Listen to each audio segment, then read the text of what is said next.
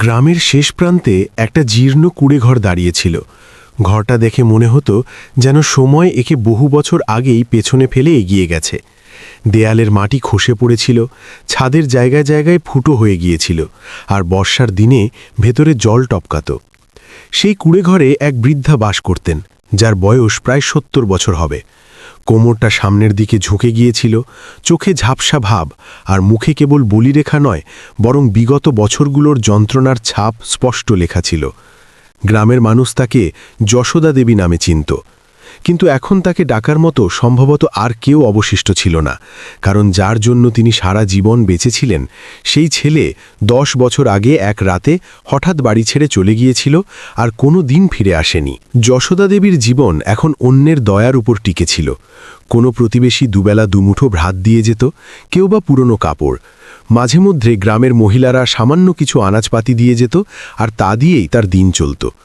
সকালে তিনি কুঁড়েঘরের বাইরে বসতেন, হাতে একটা পুরনো মালা, ঠোঁটে বিড়বিড় করা প্রার্থনা, আর চোখ দুটো বারবার সেই মেঠো পথের দিকে চলে যেত, যেন আজও তার আশা ছিল যে হয়তো আজ তার ছেলে ফিরে আসবে। কিন্তু বন্ধুরা, তিনি কি জানতেন যে তার ছেলে ফিরবে ঠিকই, তবে সেদিন সে কেবল ছেলে হিসেবে নয়, বরং পুরো জেলার ডিএম হয়ে ফিরবে। 10 বছর আগের কথা, যখন যশোদা দেবী এক শ্রমিকের স্ত্রী ছিলেন। তার স্বামী রামতনু গ্রামে গ্রামে ঘুরে খেতে আর ইঁট ভাটায় কাজ করতেন এবং অনেক কষ্টে সংসারের খরচ চালাতেন।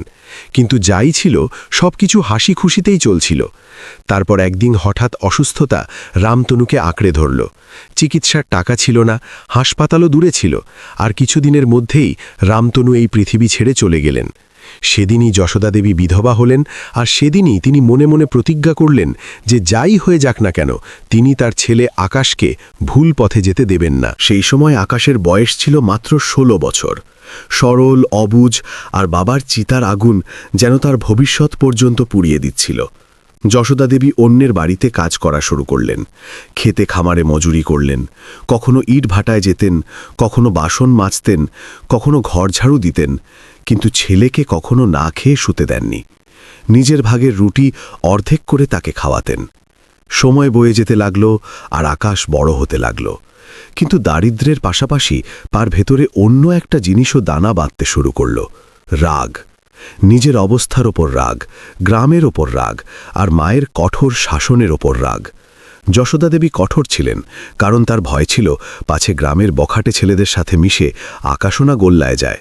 তিনি বকুনি দিতেন, বোঝাতেন, আর মাঝে মধ্যে মারধরও করতেন, কিন্তু প্রতিটি চড় মারার পর তার নিজের মন ভেতরে ভেতরে কাঁদত। তিনি জানতেন আজ যদি কঠোর না হন, তবে কাল তার ছেলে ধ্বংস হয়ে যাবে। কিন্তু আকাশ সেই বয়সে এই কথাটি বুঝতে পারল না। এক রাতে, যখন আকাশের বয়স 16 বছর, তখন সে বন্ধুদের সাথে অনেক রাতে বাড়ি ফিরল। গা থেকে মদের গন্ধ আসছিল, আর চোখ দুটো লাল হয়েছিল। যশোদা দেবী দেখা মাত্রই শিউরে উঠলেন এবং রাগের মাথায় প্রথমবার ছেলের গায়ে হাত তুললেন এবং বলে দিলেন যে তুই আমার ছেলে হওয়ার যোগ্য নস। ব্যাস বন্ধুরা, এই কথাগুলোই সব কিছু বদলে দিল। আকাশ সেদিন রাতে আর কিছু বলল না, চুপচাপ ভেতরে গেল, মায়ের ঘুমিয়ে পড়ার জন্য অপেক্ষা করল, আর তারপর একটা ছোট পোটলায় নিজের কাপড় বেঁধে অন্ধকার রাতে পেছনের দিকে না তাকিয়ে বাড়ি ছেড়ে চলে গেল। পরদিন সকালে যখন যশোদা দেবী ছেলেকে দেখলেন না, তখন প্রথমে ভাবলেন হয়তো খেতে গেছে, কিন্তু যখন বিকেল গড়িয়ে গেল আর আকাশ ফিরল না, তখন তার পায়ের তলার মাটি সরে গেল। তিনি গ্রামে গ্রামে ঘুরে বেড়ালেন, আত্মীয়দের বাড়িতে গেলেন, থানা পর্যন্ত গেলেন, কিন্তু আকাশকে কোথাও পাওয়া গেল না। ধীরে ধীরে বছর পার হতে লাগল, আশা ভাঙতে শুরু করল, আর অবশেষে যশোদা দেবী মেনে নিলেন যে তার ছেলে হয়তো আর এই পৃথিবীতে বেঁচে নেই।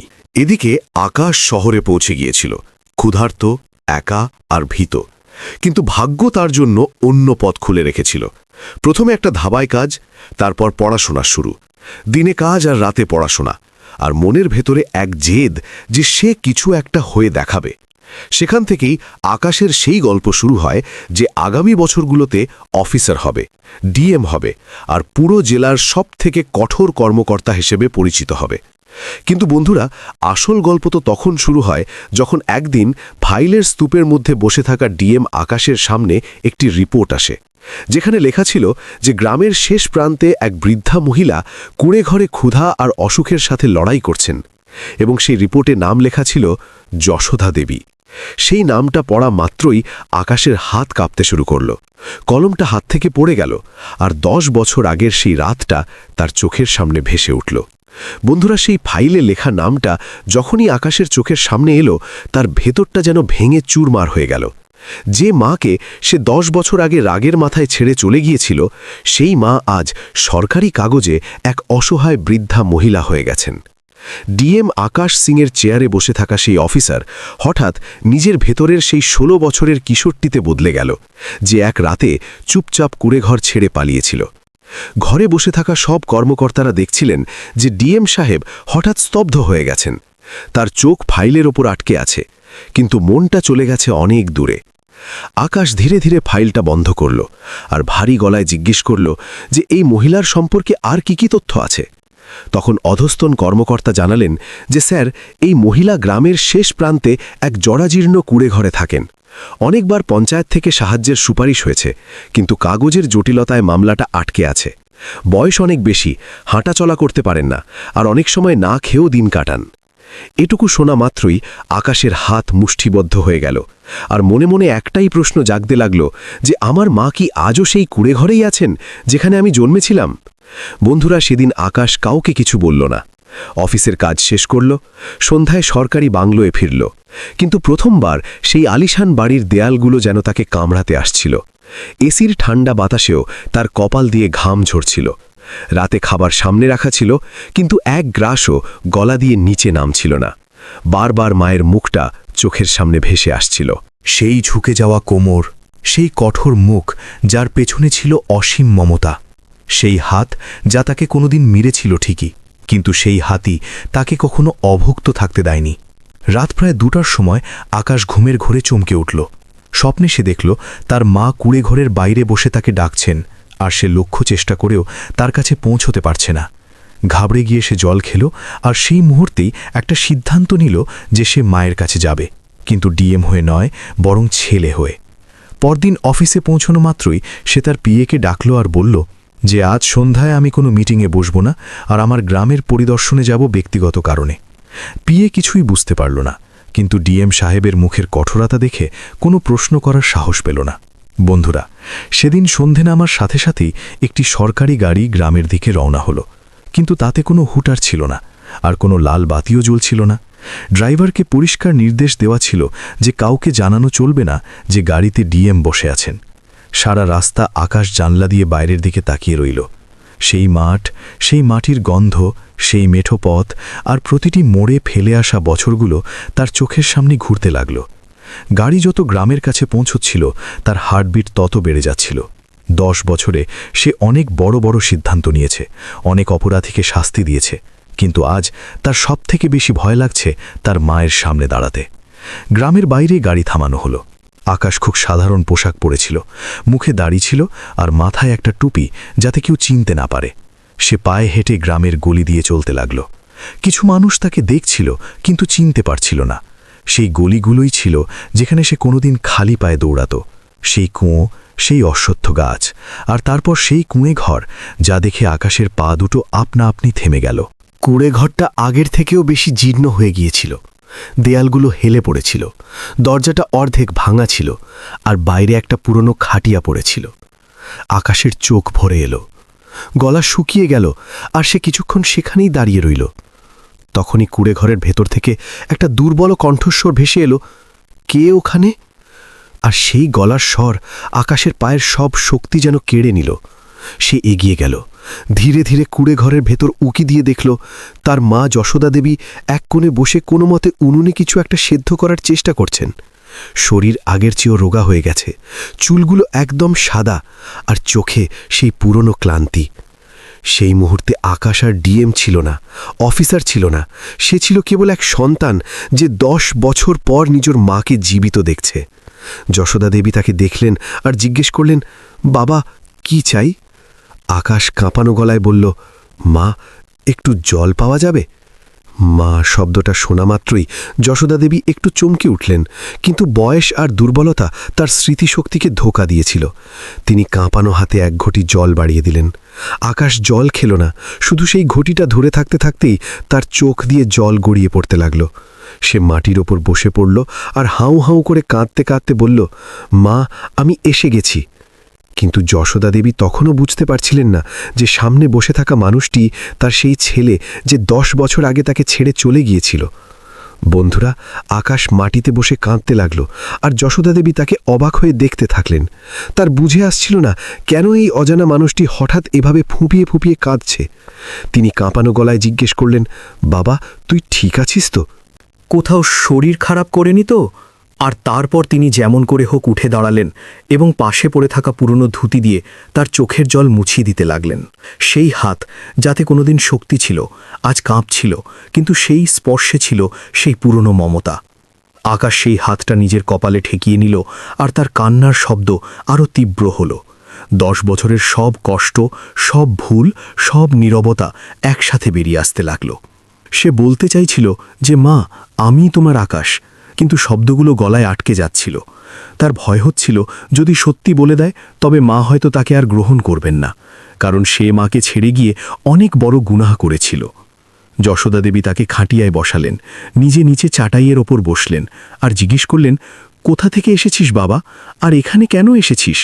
আকাশ নিজেকে সামলে নিয়ে বলল, মা, আমি শহর থেকে এসেছি, কাজ করি, আর কোনো একটা কাজে এই গ্রামে এসেছিলাম। যশোদা দেবী দীর্ঘশ্বাস ফেলে বললেন, কাজ তো সবাই করে বাবা, কিন্তু সবার কপাল একরকম হয় না। আমার ছেলেও কাজ করার জন্যই ঘর ছেড়েছিল। এটুকু বলতেই তার চোখ ভরে এলো। তিনি আকাশের দিকে তাকালেন আর বললেন, ভগবান জানেন সে বেঁচে আছে কিনা। যদি বেঁচে থাকতো তবে হয়তো একবার অন্তত ফিরে আসতো। বন্ধুরা, এটা শোনা মাত্রই আকাশের বুকে যেন কেউ ছুরি চালিয়ে দিল। সে ওখানেই ঝুঁকে পড়ে মায়ের পা দুটো জড়িয়ে ধরল, কিন্তু এখনও সে নিজের নাম বলল না। শুধু এটুকু বলল যে, মা, যদি সে ফিরে আসে তবে কি আপনি তাকে ক্ষমা করে দেবেন? যশোদা দেবী এক মুহূর্ত না ভেবেই বললেন, মায়ের মন কখনো সন্তানের জন্য বন্ধ হয় না, সে যতই বড় অপরাধ করুক না কেন। যদি আমার ছেলে ফিরে আসে তবে আমি তার সব ভুল ভুলে যাব, শুধু একবার তাকে দেখতে চাই। এটা শোনা মাত্রই আকাশের চোখের জল থামার নাম নিচ্ছিল না। সে অনুভব করতে পারল যে মাকে সে ফেলে গিয়েছিল, সে আজও একইভাবে তার পথ চেয়ে বসে আছে। বন্ধুরা, ঠিক সেই সময় কুড়েঘরের বাইরে গ্রামের কিছু লোক জড়ো হয়ে গিয়েছিল। কেউ শহরের গাড়ি দেখে ফেলেছিল, কেউ বা এক অচেনা মানুষকে কুড়েঘরে ঢুকতে দেখেছিল। ধীরে ধীরে ভিড় বাড়তে লাগল। যশোদা দেবী বাইরে উঁকি দিলেন আর বললেন, হয়তো কোনো কাজে এসেছে কেউ, তুই এখানেই বস বাবা, আমি দেখছি। কিন্তু আকাশ আর দেরি করতে চাইছিল না।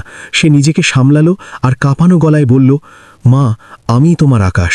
10 বছর আগে যে রাতে চলে গিয়েছিলাম, সেই আকাশ আজ ফিরে এসেছে।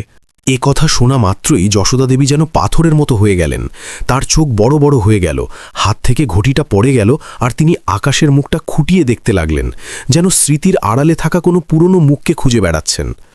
কিছুক্ষণ পর তিনি হঠাৎ চিৎকার করে উঠলেন আর আকাশকে বুকে জড়িয়ে ধরলেন। হাউ হাউ করে কাঁদতে কাঁদতে বললেন, তুই বেঁচে আছিস বাবা, তুই সত্যিই বেঁচে আছিস। আমি তো ভেবেছিলাম তুই মরে গেছিস। 10 বছর আমি প্রতিটা দিন তোর অপেক্ষা করেছি, প্রতিটা রাত ভগবানের কাছে তোকে ফিরিয়ে দেওয়ার ভিক্ষে চেয়েছি। এ কথা বলতে বলতে তার গলা বুঝে এলো আর তিনি আকাশের কাঁধে মাথা রেখে কাঁদতে লাগলেন। আকাশও মাকে শক্ত করে জড়িয়ে ধরেছিল আর বারবার বলছিল, মা, আমাকে ক্ষমা করে দাও, আমার থেকে অনেক বড় ভুল হয়ে গেছে। গ্রামের মানুষ এই দৃশ্য দেখে আবেগপ্রবণ হয়ে পড়ল। কারুর চোখ ভেজা ছিল তো কেউ চুপচাপ মাথা নিচু করে দাঁড়িয়েছিল। সবাই বুঝতে পেরেছিল যে এই সেই ছেলে যার নাম বছরের পর বছর এই কুড়েঘরের সাথে জড়িয়েছিল। কিছুক্ষণ পর যশোদা দেবী যখন শান্ত হলেন, তখন তিনি আকাশকে ওপর থেকে নিচ পর্যন্ত দেখলেন আর বললেন, বাবা, তুই তো খুব বদলে গেছিস। তোর জামা কাপড়, তোর কথাবার্তা সব আলাদা। তুই কি কাজ করিস? তখন আকাশ প্রথমবার নিজের পরিচয় দিল যে, মা, আমি জেলার ডিএম, মানুষের কাজ দেখি আর ন্যায় বিচার করার চেষ্টা করি। এ কথা শোনা মাত্রই গ্রামে কানাঘুষো শুরু হয়ে গেল। কারোর বিশ্বাস হচ্ছিল না যে এই কুড়েঘরের ছেলে এত বড় অফিসার হয়ে গেছে। যশোদা দেবী কাঁপানো হাতে আকাশের মাথায় হাত রাখলেন আর বললেন, বাবা, তুই যাই হয়ে থাক না কেন, আমার কাছে তো তুই সেই আকাশ যে আমার কোলে ঘুমোতো। কিন্তু বন্ধুরা, এই সত্যিটা এখন গ্রামে আগুনের মতো ছড়িয়ে পড়ার কথা ছিল, আর এরপর যা হতে চলেছিল তা পুরো গ্রামের ভাগ্য বদলে দেওয়ার মতো ছিল। বন্ধুরা, যখনই গ্রামে কথা ছড়িয়ে পড়ল যে যশোদা দেবীর ছেলে জেলার ডিএম, তখনই পুরো গ্রামে তোলপাড় শুরু হয়ে গেল। যারা কিছুক্ষণ আগে পর্যন্ত কুড়েঘরের সামনে নিস্তব্ধ হয়ে দাঁড়িয়েছিল, তারা এখন নিজেদের মধ্যে আলোচনা শুরু করল। কেউ বিশ্বাস করতে পারছিল না যে বৃদ্ধা মহিলাকে তারা বছরের পর বছর দুমুঠো অন্ন দিয়ে বাঁচিয়ে রেখেছিল, তারই ছেলে আজ এত বড় অফিসার। যশোদা দেবী নিজেও এই সত্যটাকে পুরোপুরি মেনে নিতে পারছিলেন না। তিনি বারবার আকাশের মুখটা স্পর্শ করে দেখছিলেন, মাথায় হাত বুলিয়ে দিচ্ছিলেন আর বলছিলেন, বাবা, তুই সত্যি আমার আকাশ তো, আমি স্বপ্ন দেখছি না তো।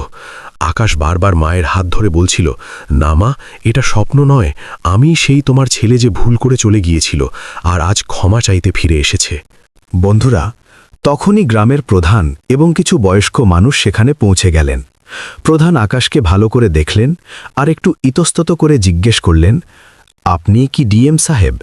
আকাশ খুব শান্তভাবে মাথা নাড়ল আর বলল, হ্যাঁ, কিন্তু এই মুহূর্তে আমি ডিএম নই, আমি কেবল আমার মায়ের ছেলে।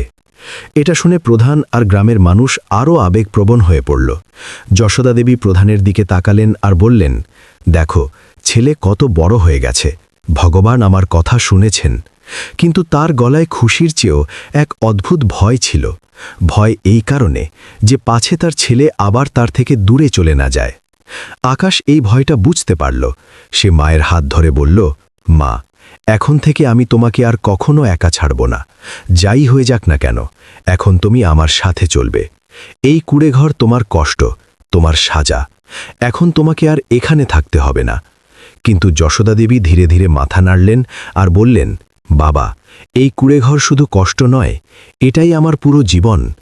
এখানেই তোর বাবা শেষ নিঃশ্বাস ফেলেছিল, এখানেই তুই জন্মেছিলি। আমি একে ছেড়ে কিভাবে যাব? বন্ধুরা, আকাশ কিছুক্ষণ চুপ করে রইল। সে কুড়েঘরের ভাঙা দেওয়ালগুলো দেখল, মায়ের কাঁপানো হাতগুলো দেখল, আর তারপর একটা সিদ্ধান্ত নিল। সে গ্রামবাসীদের বলল, এই কুড়েঘর ভাঙবে না, এটা পরিবর্তন হবে, কিন্তু এখানেই থাকবে। এই জায়গাতেই আমার মায়ের বাড়ি তৈরি হবে, এমন বাড়ি যেখানে তাকে কখনো অভুক্ত থাকতে হবে না, কখনো শীত বা বৃষ্টিতে ভয় পেতে হবে না। এটা শোনা মাত্রই গ্রামবাসীদের মধ্যে নিস্তব্ধতা নেমে এলো। কেউ ভাবেনি যে ডিএম সাহেব এমন সিদ্ধান্ত নেবেন। আকাশ তক্ষুনি ফোন বের করে বিডিও এবং ইঞ্জিনিয়ারকে কল করল আর বলল যে কাল সকালে এই গ্রামে আবাস যোজনা আর বার্ধক্য ভাতার সব পড়ে থাকা ফাইল যেন আমার সামনে পেশ করা হয়।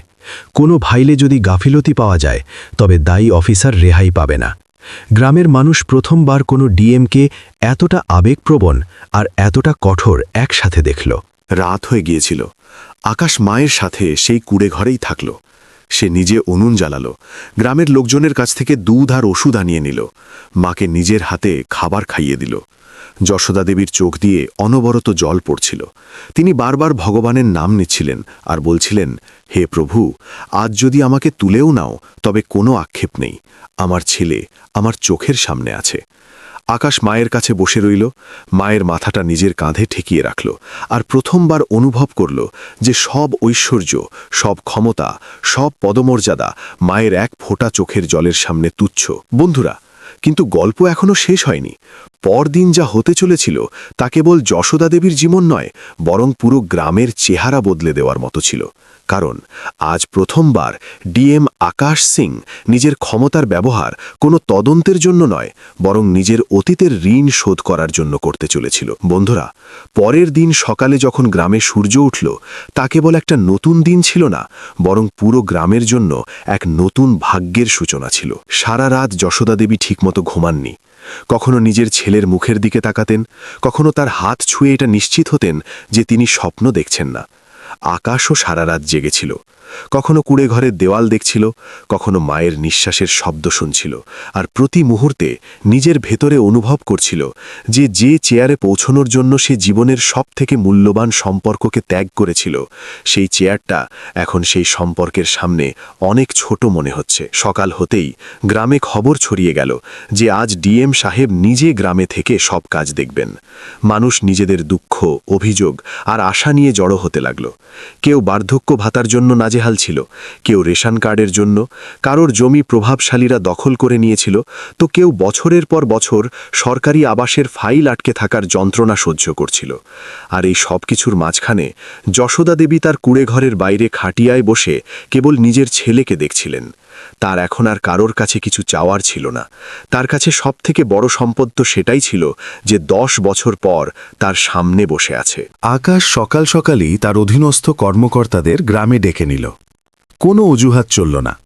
বিডিও হোক, তহসিলদার হোক, বিদ্যুৎ বিভাগ হোক বা পঞ্চায়েত সচিব, সবার প্রতি পরিষ্কার নির্দেশ ছিল যে আজ কোনো নিয়মের আনুষ্ঠানিকতা হবে না, আজ কাজ হবে সরাসরি মাঠে। আকাশ গ্রামের মাঝখানে এক সভার আয়োজন করল এবং সেখানেই বসে প্রতিটি গ্রামবাসীর কথা শুনল।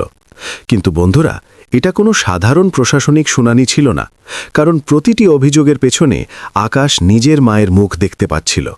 তার মনে হচ্ছিল আজ যদি সিস্টেমের গাফিলতি চলে তবে সে আবার তার মাকে ঠকাবে। সবথেকে আগে বৃদ্ধ মহিলাদের ডাকা হলো। অনেক মহিলা ছিলেন যাদের অবস্থা যশোদা দেবীর মতোই ছিল।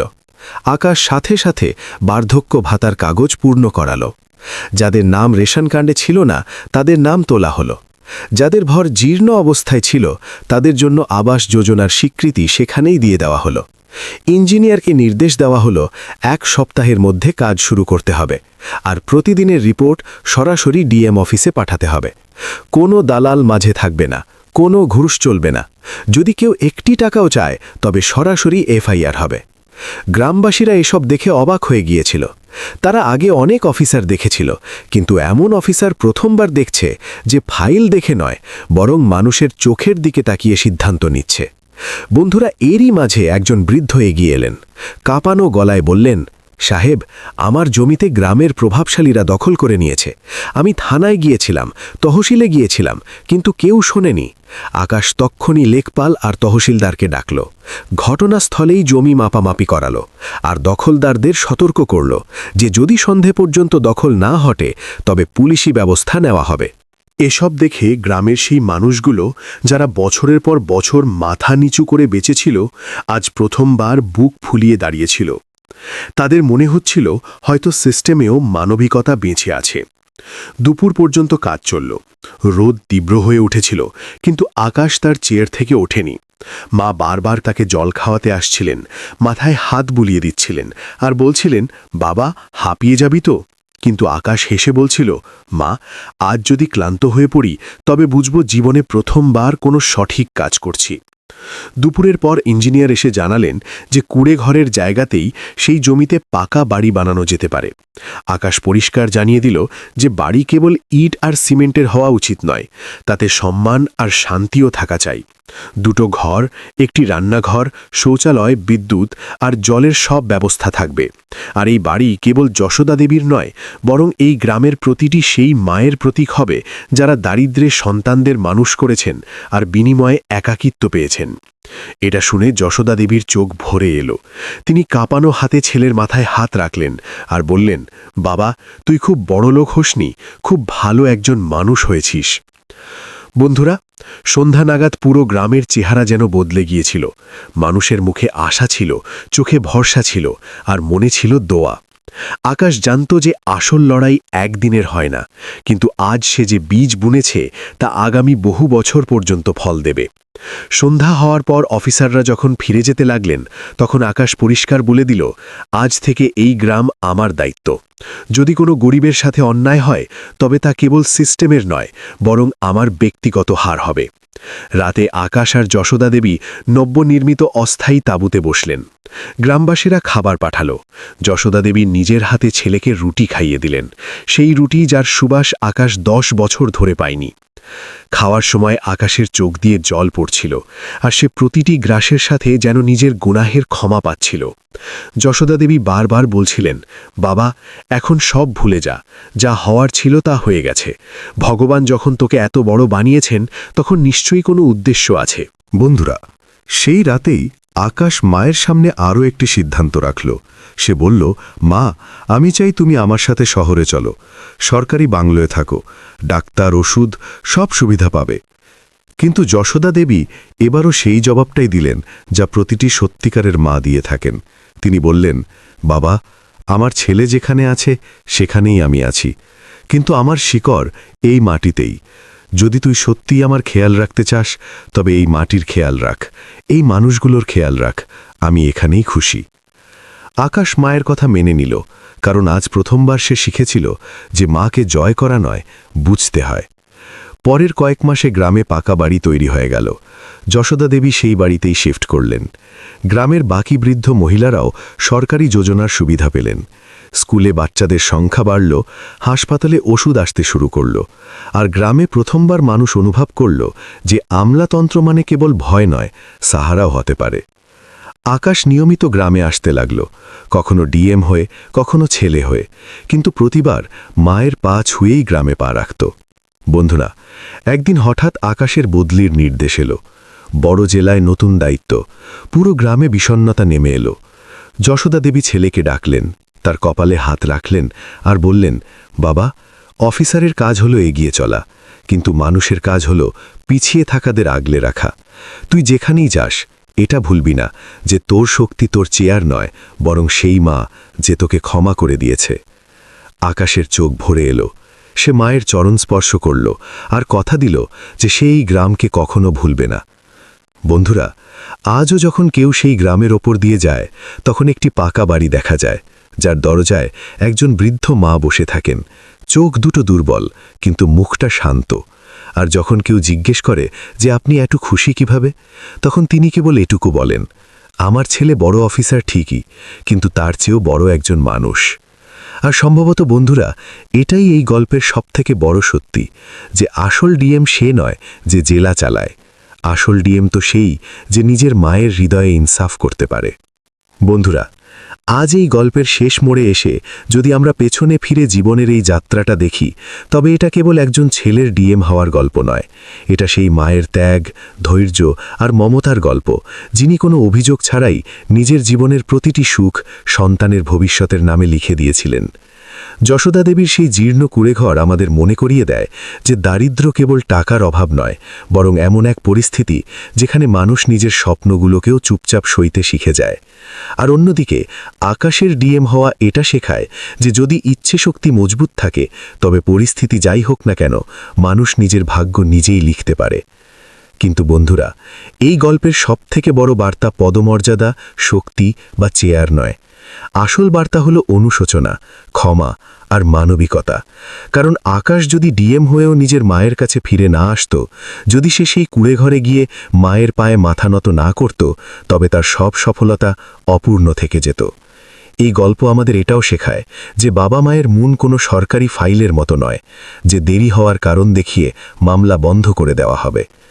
মায়ের মন তো এমন এক দরজা, যা সময় যতই পেরিয়ে যাক না কেন, ছেলের জন্য সব সময় খোলা থাকে। যশোদা দেবী তার ছেলেকে কখনো জিজ্ঞেস করেননি, কেন তুই চলে গিয়েছিলি, তুই কেন 10 বছর ফিরে আসিসনি। তিনি কেবল তাকে জড়িয়ে ধরেছিলেন, কারণ একজন মায়ের কাছে ছেলের ফিরে আসাই সবথেকে বড় জয়। আর আকাশও এটা বুঝে নিয়েছিল যে চেয়ারে পৌঁছানোর জন্য সে সম্পর্কগুলোকে ত্যাগ করেছিল, সেই চেয়ারটা তখনই প্রকৃত সম্মান পেল যখন সে তার সম্পর্কগুলোকে আবার আপন করে নিল। বন্ধুরা, এই গল্পটি সেই সব ছেলেদের জন্য এক আয়না যারা নিজের স্বপ্নের দৌড়ে বাবা মাকে পেছনে ফেলে রেখে যায়, আর সেই সব মায়েদের জন্য এক আশা যারা আজও দরজার দিকে চেয়ে থাকেন যে হয়তো আজ তাদের ছেলে ফিরে আসবে। মনে রাখবেন, সাফল্যের সবথেকে উঁচু চূড়াটাও তখন ছোট মনে হয় যখন মায়ের চোখে জল থাকে, আর জীবনের সবথেকে বড় জয় সেটাই যখন মায়ের মুখে শান্তির হাসি থাকে। যদি এই গল্পটি আপনার হৃদয় ছুঁয়ে থাকে, তবে একে কেবল শুনবেন না, নিজের জীবনে কাজে লাগান। কারণ হয়তো কোথাও কোনো যশোদা দেবী আজও কোনো আকাশের অপেক্ষায় আছেন, আর হয়তো আজই সেই দিন যখন আপনি আপনার মায়ের কাছে ফিরে গিয়ে তার চোখের ক্লান্তিকে একটু আরাম দিতে পারেন।